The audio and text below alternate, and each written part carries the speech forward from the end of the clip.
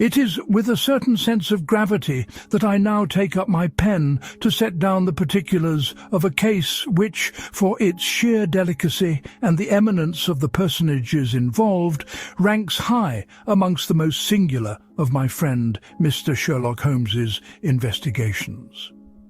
For many years, discretion, that cardinal virtue of my profession, has sealed my lips. The principal actors in this grim drama have long since passed from the world's stage, however, and I feel the time has come to reveal the truth behind the headlines that, in the autumn of '95, spoke only of the sudden and tragic passing of a great churchman. The affair of the sudden death of Cardinal Tosca had shaken the very foundations of diplomatic London and sent ripples across the continent to Rome itself. I recall the morning well, for a thick, cloying fog, the colour of pea soup, had descended upon Baker Street, muffling the roar of the city and lending our familiar sitting room an air of unusual seclusion. It was a day for introspection and quiet contemplation, yet such states were anathema to the restless, incisive mind of my companion. For 3 days Sherlock Holmes had been in the grip of one of his black moods, brought on by a lamentable dearth of criminal activity in the capital. He had paced the floor like a caged panther, filled our rooms with the acrid fumes of his strongest shag tobacco, and scraped idly at the violin that lay across his knees, producing from it the most melancholy and discordant of wails. I had endeavoured to engage him in conversation, to read aloud the more interesting passages from the morning's Times, but my efforts had met with little more than a desultory grunt. "Crime is commonplace, Watson," he had declared that very morning, staring out at the swirling vapours that obscured the windows. "Existence is commonplace, and no qualities of courage or ability can save us from it. What is the use of having powers, Doctor, when one has no field upon which to exert them? The criminal world has grown deplorably dull. I begin to think that I should have been a country solicitor."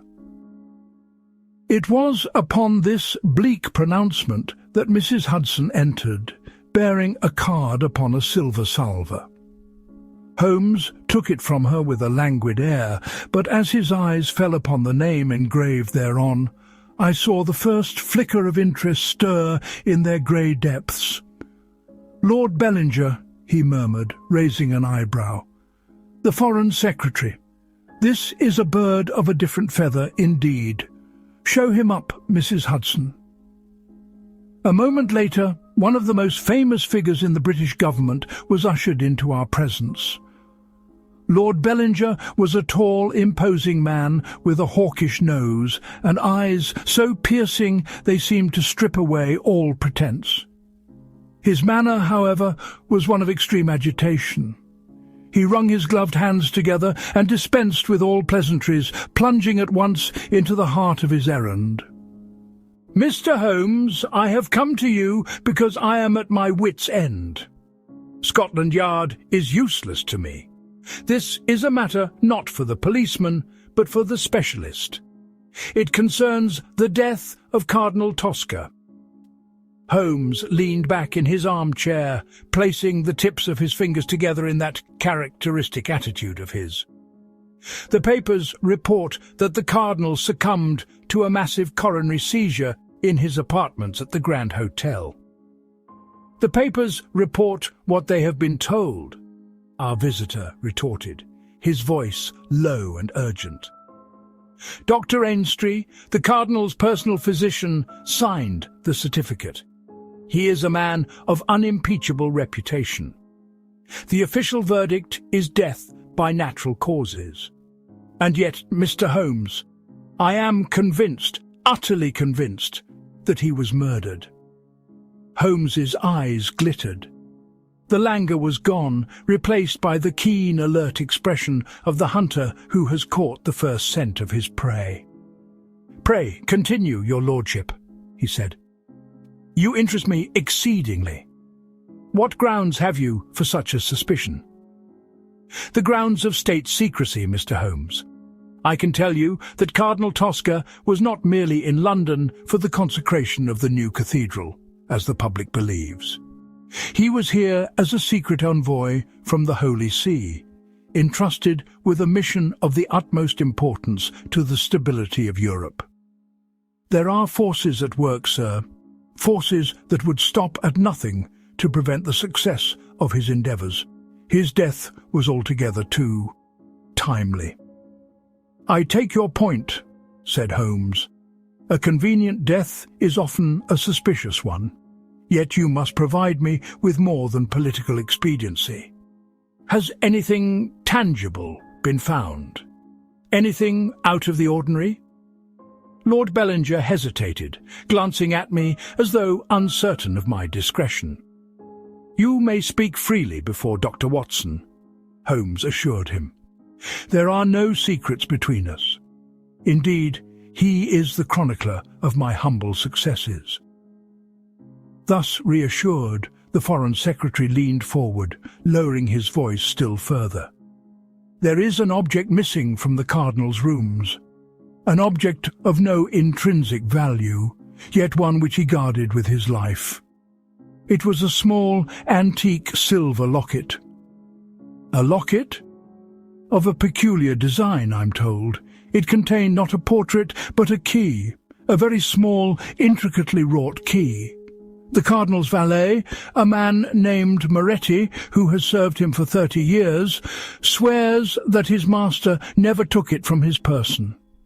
He would touch the chain at his neck a dozen times an hour, a nervous habit. The locket and its chain are gone. The police have searched, of course. They believe it was pilfered by a chambermaid or some other opportunist after the body was discovered. But that is impossible. And why is it impossible? Holmes's voice was sharp. Because, Mr. Holmes, the Cardinal's suite was locked and bolted from the inside. I could not suppress a start. Here, then, was the core of the matter. Holmes, however, merely nodded, a faint smile playing upon his thin lips. The case was taking on precisely the character of intellectual challenge that he craved. A classic conundrum, he remarked almost to himself. Tell me of the discovery of the body.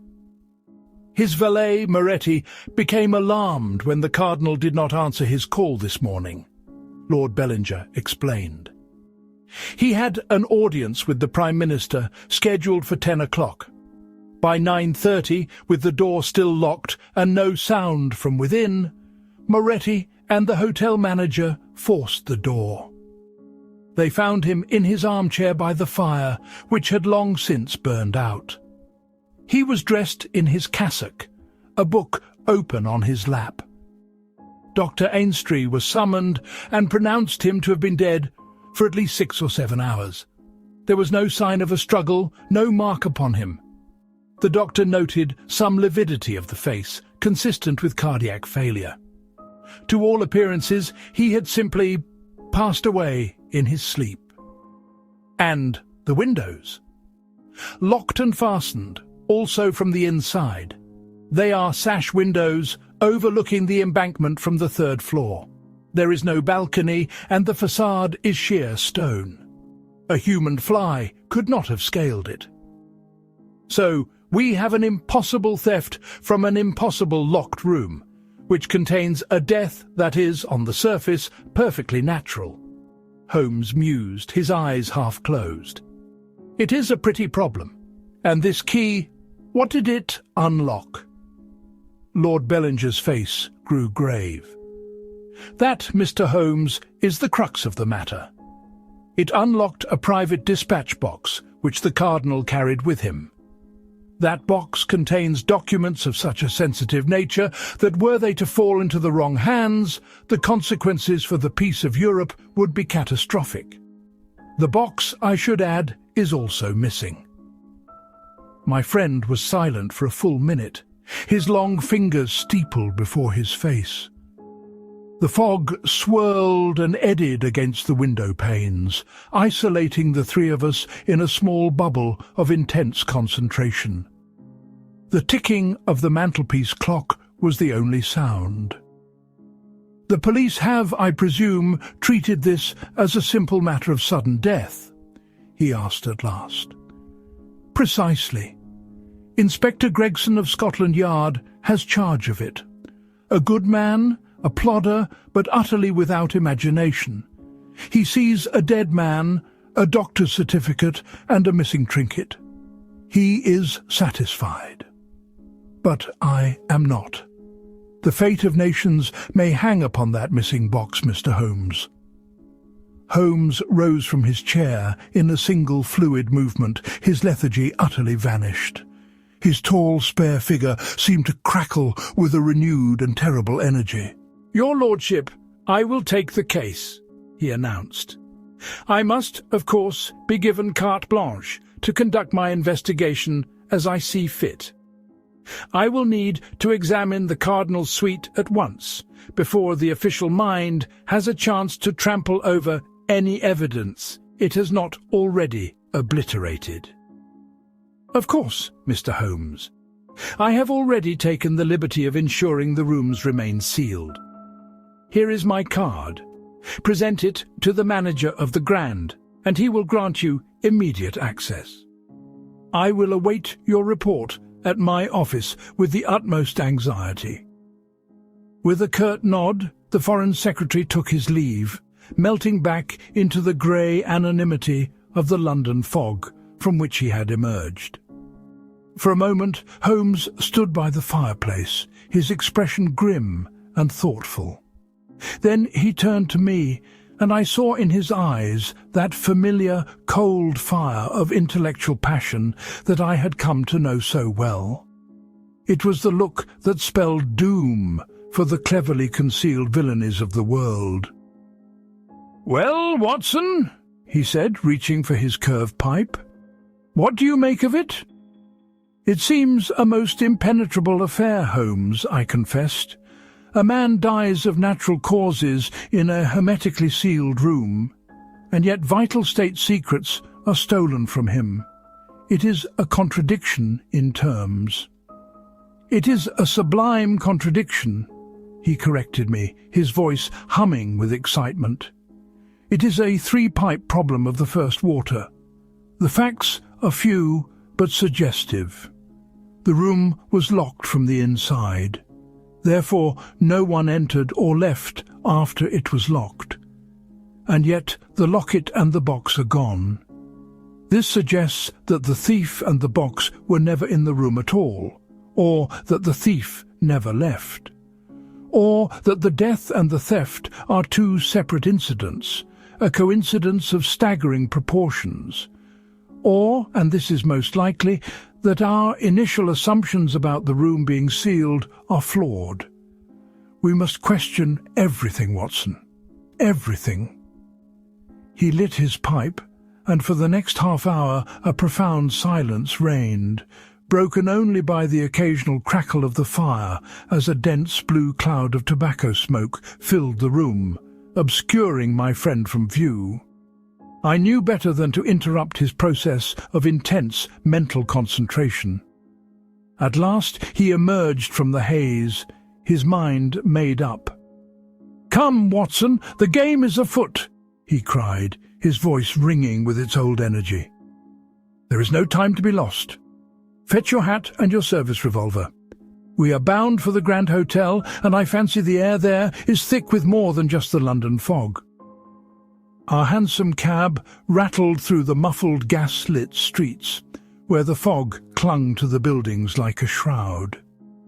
The world was reduced to a narrow corridor of blurred shapes and hazy lights, a fitting backdrop for the obscure mystery into which we were plunging. Holmes sat opposite me, hunched forward with his chin upon his hands, his hawk-like features set in a mask of concentration. He spoke not a word during our journey, and I knew that his mind was racing, sifting through the meagre facts, arranging and rearranging them in a dozen different combinations, searching for that one configuration that might point towards the truth. The Grand Hotel on the Embankment was an edifice of imposing luxury, yet it too seemed subdued by the oppressive atmosphere of the day. A uniformed porter, his face beaded with moisture from the fog, hurried to open our door. The lobby was a cavern of marble and potted ferns, hushed and funereal. Upon our presenting Lord Bellinger's card, the manager, a portly Frenchman with a meticulously waxed moustache, appeared as if by magic, bowing and wringing his hands in a state of professional distress. "Monsieur Holmes, an honour, a terrible honour under these circumstances," he whispered, his voice redolent with garlic and anxiety. "The police, they are still here. Inspector Gregson, a good man, but formidable. This way, if you please. The suite has been kept precisely as it was. A cordon of my own staff has seen to it."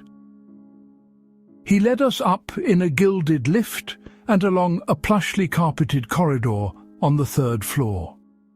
A uniformed constable stood guard outside a heavy mahogany door, and as we approached, a familiar, stout figure emerged from within. It was, as the manager had said, Inspector Gregson of Scotland Yard, a bulldog of a man, energetic and tenacious, but utterly devoid of the imaginative spark that distinguished my friend. "Holmes!" he exclaimed, his face a mixture of surprise and something akin to irritation. "What brings you here? This is an open and shut case. Sad affair, but nothing for your peculiar talents." "My dear Gregson, I am here at the request of a certain personage whose wishes one does not lightly disregard," said Holmes, his tone smooth as silk. "Lord Bellinger is not entirely satisfied with the verdict of natural causes." Gregson's jaw tightened. "With all due respect to his lordship, he is a politician, not a policeman, and Dr. Ainstree is the finest physician in London. He found no sign of foul play, and neither have I. The Cardinal was an old man with a weak heart. The door was locked and bolted from the inside. The windows, too. It's as plain as the nose on my face. The only irregularity is a missing bit of jewellery, probably taken by the valet or the manager here when they broke the door down." The manager sputtered a protest, which Holmes cut short with a wave of his hand. "All theories are valid until disproven, Gregson. May we examine the suite?" With a shrug of grudging acceptance, the inspector stood aside. "Be my guest. You'll find nothing. I've been over it with a fine-tooth comb." "Then I shall use a lens," Holmes remarked dryly, and stepped across the threshold. The room was a large, opulent sitting room, furnished in the heavy, florid style of the hotel. A thick Axminster carpet muffled our footsteps. To the left was the door to the bedroom, and opposite us a grand marble fireplace, its grate filled with grey ash. Before the fireplace stood a large, high-backed velvet armchair, now empty but positioned in such a way that its former occupant would have been looking towards the door. The air in the room was stale and heavy with the scent of old tobacco, and something else, a faint, sweetish odour that I could not immediately place. Holmes paid no heed to the grander aspects of the room. His eyes, sharp and piercing, scanned the entire scene in one sweeping glance. Then, dropping to his hands and knees, he began his work in earnest. He was no longer the languid aesthete of Baker Street. He was the bloodhound, the tireless hunter of facts. He produced his powerful magnifying lens and began to crawl across the carpet, his nose inches from the pile, like some strange long-limbed insect. He examined the door first, paying particular attention to the splintered wood around the lock where it had been forced. "The bolt was shot home, as you say, Gregson," he murmured, pointing to the brass housing on the frame. "And the key was in the lock, on the inside." "Interesting." He spent a long time examining the keyhole with his lens, then produced from his pocket a long, thin piece of wire, which he probed gently into the mechanism. "Nothing," he said, straightening up. "No scratches to indicate tampering from the outside. The lock is a common chub, but a sturdy one. The bolt is solid." He moved next to the windows, running his long, sensitive fingers over the sashes and the latches. He peered at the accumulated dust on the sills and the faint film of grime on the exterior of the panes. "Sealed," he announced. "No sign of entry or exit here. The dust is undisturbed. Lord Bellinger was correct. A human fly would be hard-pressed to find a purchase on that wall." He turned his attention to the fireplace. He knelt before it, careless of the soot on his trousers, and sifted through the cold ashes with his fingertips. He sniffed them, then took a small sample, which he placed into one of the many envelopes he carried with him. Then, to the astonishment of Gregson and the hotel manager, he lay flat on his back and stared up into the blackness of the chimney flue. "No purchase for a man there either," he commented to the ceiling. "Though a boy might manage it. A very small, very agile boy." He paused. "And a very dirty one." Rising to his feet, he brushed the dust from his coat and finally approached the velvet armchair. He did not sit in it, but circled it slowly, his eyes examining every inch of the fabric. It was here that his search seemed to bear its first fruit. "Aha!" he breathed, a soft exhalation of triumph. He pointed to a spot on the high back of the chair, just where a man's head might rest. There, on the deep crimson velvet, was a faint, almost invisible discoloration, a slightly darker, greasy-looking smear no larger than a shilling. To my eye, it was nothing. To Holmes, it was clearly a volume of significance.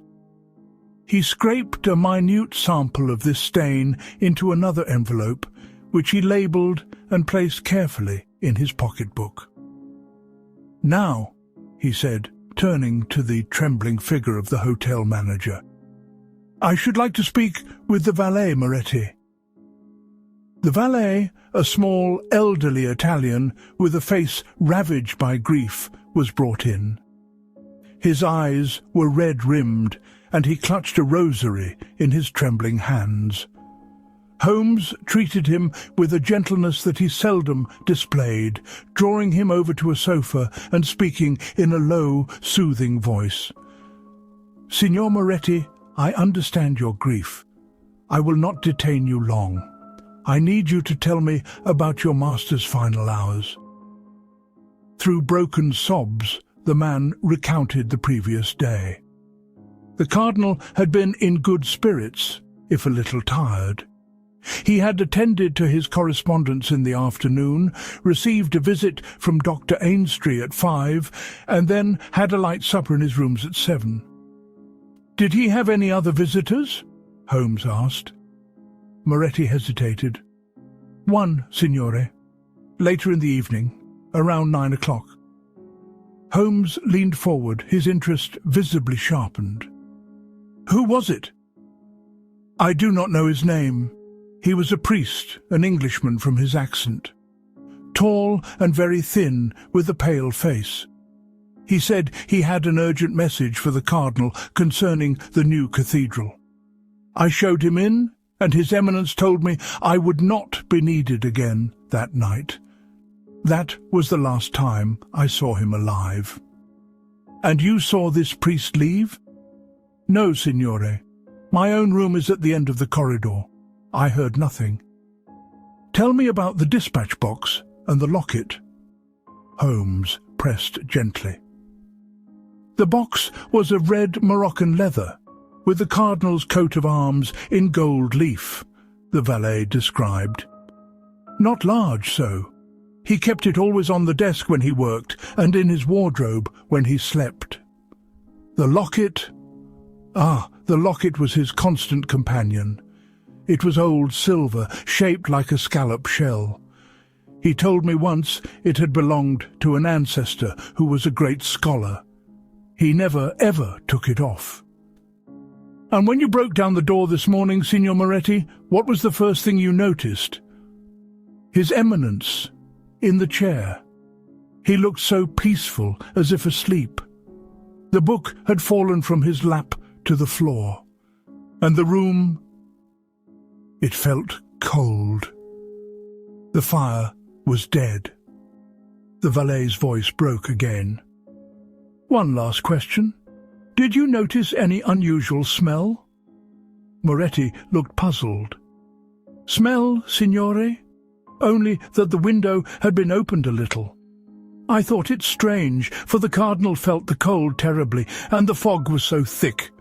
I closed it myself before calling the manager. Holmes and I exchanged a glance. The window was open? Holmes asked, his voice sharp and incisive. Just an inch, signore, the bottom sash, but the latch was still fastened. It is an old window. Sometimes it does not close perfectly flush. Gregson, who had been listening with impatience, snorted. An open window! There's your mystery. A thief shimmied up the wall, pinched the locket, and shimmied down again.